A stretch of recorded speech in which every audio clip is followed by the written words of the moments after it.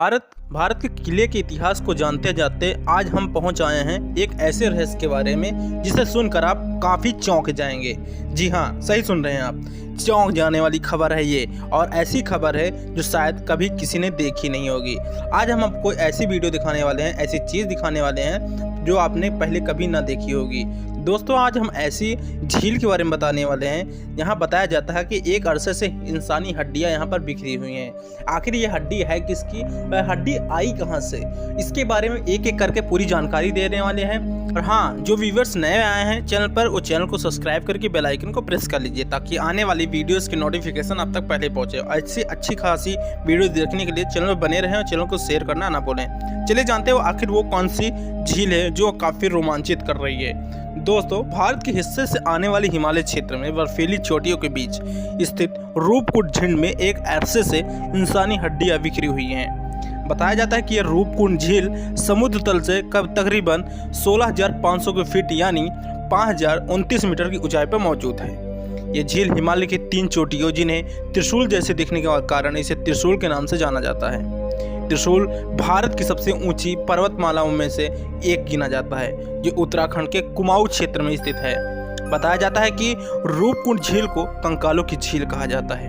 यहाँ इंसानी हड्डियां जहां तर्फ में और बर्फ में दबी हुई हैं। साल 1942 में एक अंग्रेज ने यहाँ पर गश्त के दौरान एक झील की खोज की थी। बताया जाता है कि तकरीबन आधी सदी से मानव विज्ञान और वैज्ञानिक इन कंकालों का अध्ययन कर रहे हैं। वहीं बड़ी संख्या में पर्यटक यहाँ हमेशा आते हैं और ये उसकी झील जिसकी जिज्ञासा के कारण बनी हुई है। साल के साल ज़्यादातर वक्त एक झील का पानी जमा रहता है, लेकिन मौसम के हिसाब से यहाँ झील में आकार में बढ़ोतरी या आकार में घटता बढ़ता रहता है। जब झील पर जमी बर्फ पिघल जाती है तब ये इंसानी कंकाल आसानी से देखने को मिल जाते हैं। कई बार तो इन हड्डियों के पास पूरे इंसानी अंग भी होते हैं, जैसे कि शरीर को अच्छी तरह से संरक्षित किया गया हो। अब तक यहाँ 600 से 800 लोगों के कंकाल पाए गए हैं। पर्यटन को बढ़ावा देने के लिए उत्तराखंड सरकार ने इसे रहस्यमयी झील के तौर पर बताती है। बताया जाता है कि गुजरी आधी सदी से ज़्यादा वर्षों से वैज्ञानिकों ने इस झील में पड़े कंकालों का अध्ययन किया है और कई अनसुलझे पहेलियों को सुलझाने की कोशिश की है। उनके सामने कई सवाल थे। बताया जाता है कि ये कंकाल किन लोगों के हैं, इन लोगों की मौत आखिर कैसे हुई है, ये लोग आखिर कहां से आए थे। इन मानव कंकालों को लेकर एक पुरानी मिथ बताई गई है। ये कंकाल भारतीय राजा, उनकी पत्नी और सेवकों के बताए जाते हैं। कहा जाता है कि 870 साल पहले ये सभी लोग एक बर्फीले तूफान का शिकार हो गए थे और यहीं पर दफन हो गए थे। बताया जाता है कि दुनिया की सबसे खतरनाक कब्रगाह यही मानी जाती है। और यहाँ पर एक और भी मिथ है, जिनमें से कुछ कंकाल भारतीय सैनिकों के हैं जो कि 1841 में तिब्बत पर कब्जा करने की कोशिश कर रहे थे, जिन्हें हरा कर भगा दिया गया था। इनमें से 70 से ज़्यादा सैनिकों को हिमालय की पहाड़ियों से होते हुए वापस लौटना पड़ा था। इस रास्ते में उनकी मौत हो गई थी। बताया जाता है ये कंकाल उन्हीं के हैं। ऐसे कई अन्य कहानियां हैं जो कई तरह के थ्योरी के लेकर मशहूर हैं। अब एक अन्य कहानी के अनुसार बताया जाता है कि ये कब्रगाह हो सकती है किसी महामारी के शिकार लोगों को दफनाया गया हो। यहाँ पर किसी तरह से यहाँ पर पुष्टि नहीं हो पाई है आखिर ये कंकाल हैं किसके। इस इलाके में गांव में एक प्रचलित लोकगीत भी गाया जाता है, जिनमें से बताया जाता है कि कैसे यहाँ पूजा की जाने वाली नंदा देवी एक लोहे के जैसा सख्त तूफान खड़ा किया गया, जिसके कारण झील पार करने वालों की मौत हो गई और ये झील में समा गए। भारत दूसरी सबसे चोटी पर नंदा देवी, जिसका नाम इन्हीं देवी के नाम पर रखा गया है। बताया जाता है कि आखिर ये कंकाल है किसके, जो आज तक किसी थ्योरी को पूरी तरह से सुलझाया नहीं जा सका है आज तक। कंकालों को लेकर शुरुआती अध्ययन में पता चला कि यहाँ मरने वालों अधिकतर के लोगों की ऊंचाई सम्मान से अधिक है। इनमें से ज़्यादातर मध्यम आयु वर्ग के, जिनकी उम्र तकरीबन 35 से 40 वर्ष के बीच रही होगी। इनमें उम्रदराज महिलाओं के कंकाल भी बताए गए हैं, लेकिन बच्चों का कोई कंकाल नहीं है। इन सभी का स्वास्थ्य अच्छा रहा होगा।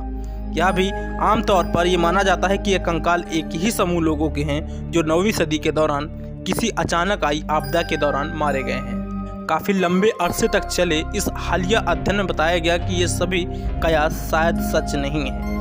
इस अध्ययन में भारत समेत जर्मनी, अमेरिका, 16 अन्य देशों के यहाँ 28 सह लेखक शामिल रहे। यहाँ पे बताया जाता है कि इस झील में 38 इंसानी अवशेषों का अध्ययन किया गया, जिनमें 15 महिलाओं अवशेष शामिल हैं, इनमें से कुछ 12,000 साल पहले के हैं। इतनी पुरानी खोज शायद ही किसी के पल्ले पड़ रही होगी। दोस्तों, मरे हुए लोग जेनेटिक रूप से अलग अलग हैं। उनकी मौतों के बीच कम से कम 1000 साल का अंतर है।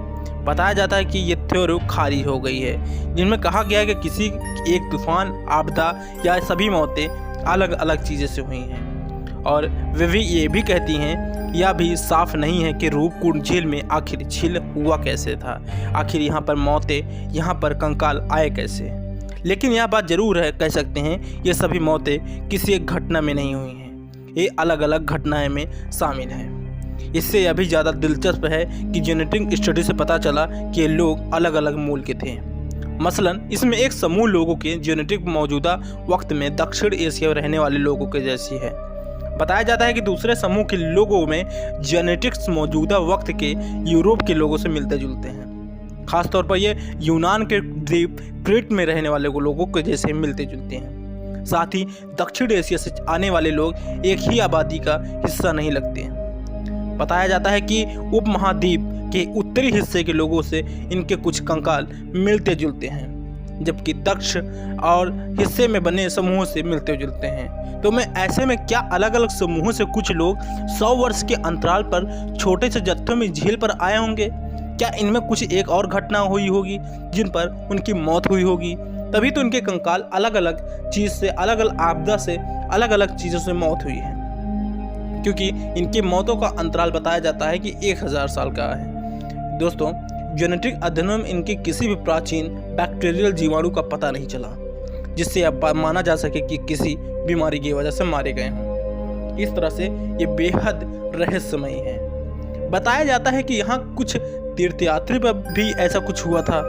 झील के रास्ते में पड़ने वाले एक तीर्थस्थल से शायद इस बात का स्पष्टीकरण मिलता है कि लोग इस इलाके में यात्रा पर निकले हों। अध्ययनों की माने तो 19वीं शताब्दी के आखिरी तक इलाके में तीर्थ यात्रा का कोई पुख्ता प्रमाण नहीं मिलता, लेकिन 8वीं और 10वीं शताब्दी के सदवी के स्थानीय मंदिरों में मिले शिलालेख इशारा करते हैं कि उस दौरान लोग तीर्थ यात्रा पर शायद गए हों। ऐसे में लौटते वक्त या जाते वक्त उनकी अकाल मृत्यु हुई हो, इस वजह से वहाँ पर कुछ कंकाल वहाँ पर आज भी इस झील में मिलते हैं। तो इस तरह से कई अलग अलग मिथ हैं जो अभी तक स्पष्ट नहीं हो पाए हैं। उम्मीद करते हैं आपको ये वीडियो काफ़ी रोमांचित और काफ़ी हैरान करने वाली लगी होगी। दोस्तों, उम्मीद करते हैं आपको काफ़ी वीडियो अच्छी लगी होगी। चैनल पर जो पहली बार आए हैं, चैनल को सब्सक्राइब करके बेल आइकन को प्रेस कर लीजिए।